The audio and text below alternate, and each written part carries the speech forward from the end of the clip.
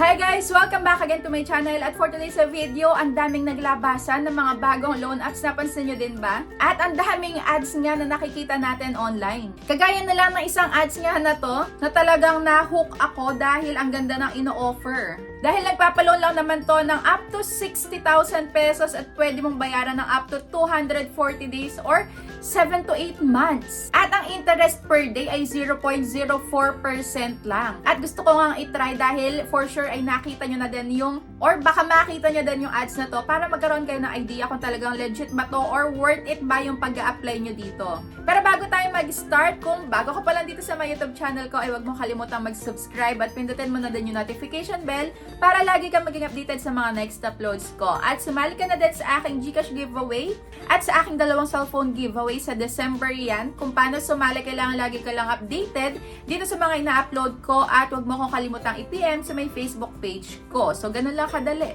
Baka ikaw na din ang lucky winner sa aking dalawang cellphone giveaway.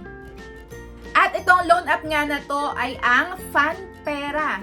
Ayan, nakita nyo na ba or na-try nyo na ba itong loan app na to? So, parang bago lang po sa akin dahil kakakita ko lang ng ads na to. Ayan, kung na-experience nyo na, i-comment nyo na din dyan sa may comment section kung maganda ba to or hindi.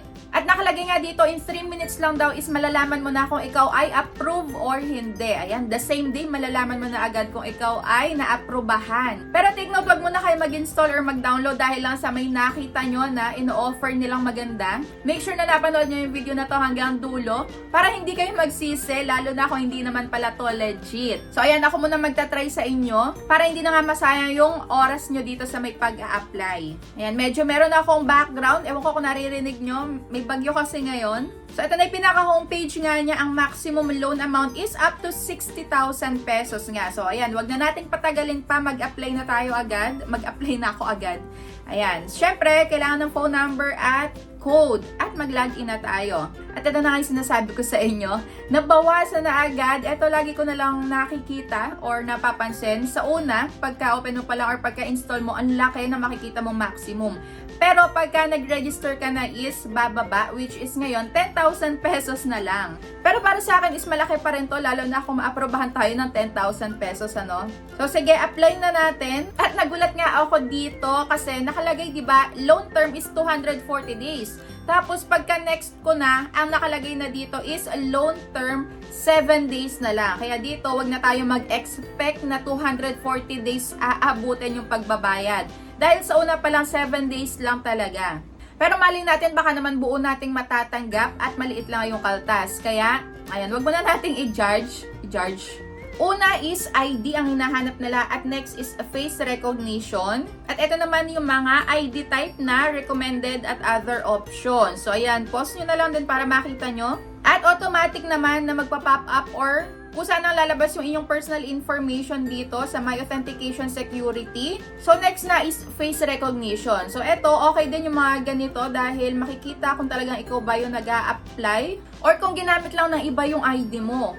So ayun, next na nga natin, personal information na at ito yung mga sasagutan. So lahat ng yan, common lang din sa mga sinasagutan natin online. Kaso lang dito, kailangan din ng, ayan, email. At ito naman ang kanilang loan purpose. So yan ang mga pamimilian. At ako, laging loans lang yung pinipili ko. At sa may job information na, pwede daw dito ang student. Ayan, OFW, unemployed. Pwede kahit walang trabaho. Ayan, self-employed at housewife. So kahit wala kayong trabaho, panoorin nyo muna din to hanggang dulo. Dahil baka hindi naman din legit or baka legit din. So ayun, para maging aware na lang din kayo. So next na nga natin, ang hinahanap ditong emergency contact ay 5. So ayan, 5 contact references, pagkayaring mailagay dyan. Last part na agad, so e-wallet at bank na. So ito na nga yung pinaka-exciting part at ako ay naaprobahan lang naman sa may 2,000 pesos. Kaso nga lang, hindi ko siya buong matatanggap. Ang matatanggap ko lang dito ay 1,200 pesos. At eto yung mga makakaltas. Ayan, may processing fee na 667. Mayroong total interest fee na 13 pesos. Risk control service fee, 120 pesos. At ayan nga, ang duration is 7 days lang din. At kung ayaw nyo na makatanggap ng harassment, kailangan mabayaran to ng honor before 7 days para sure na lang din. Kaya kung ako sa inyo, ayan, kung hindi nyo kayang mabayaran ng honor before 7 days, ay wag nyo nang ipagpatuloy ang pagla-loan dito.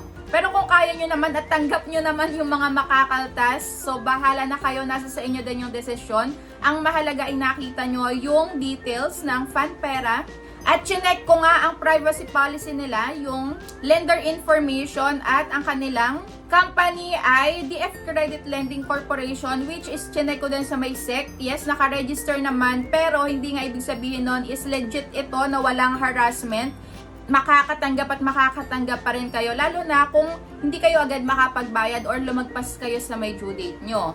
Sa good thing naman, meron din ditong account cancellation, pero I'm sure naman na hindi din agad mabubura yung mga details natin dito. At ito nga ay may install sa my iOS. At chinek ko din yung ratings dahil apakataas, pero huwag kayong magpapalin lang dito dahil baka naman yung mga nagtatrabaho lang din dito yung mga nagre-rate or nagbubura sila.